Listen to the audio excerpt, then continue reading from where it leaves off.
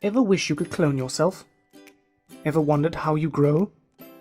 In this video, you are going to learn exactly how our bodies do this. Well, maybe not quite clone yourself exactly, but your cells do it all the time. There are two types of cell division, mitosis and meiosis. Mitosis produces identical copies of cells, and is how most of our cells divide. And then there is meiosis for our gametes. Because they are different.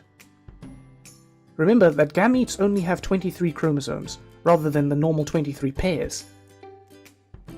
In this video we are going to learn all about mitosis, the process of cell cloning.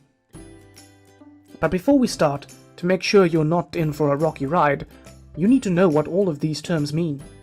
Pause the video and have a look. Right, so back to mitosis. Mitosis produces identical copies of cells, and is involved in growth, cell repair, and asexual reproduction, which is how simple organisms reproduce. When cells divide by mitosis, the number of cells increases, and hence the organism grows. So let's get stuck in. All cells contain two sets of chromosomes. So in humans, we have two sets of 23 chromosomes, making 46 in total. But to keep this simple, we are just going to look at what happens to one of these pairs of chromosomes. Drawing out 23 pairs each time would make it very busy.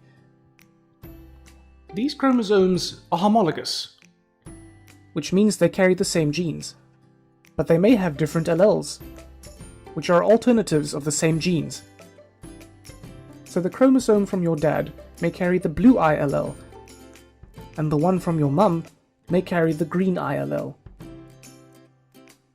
The DNA is exactly replicated, and each chromosome now becomes two identical chromatids, joined by the centromere.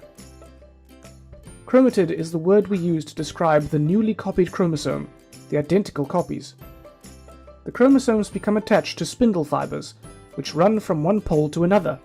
The individual chromosomes line up at the equator of the cell. The spindle fibers shorten and the centromere divides, so that each chromosome becomes two separate chromatids. The cell membrane pinches to separate the two sets of chromatids into two cells.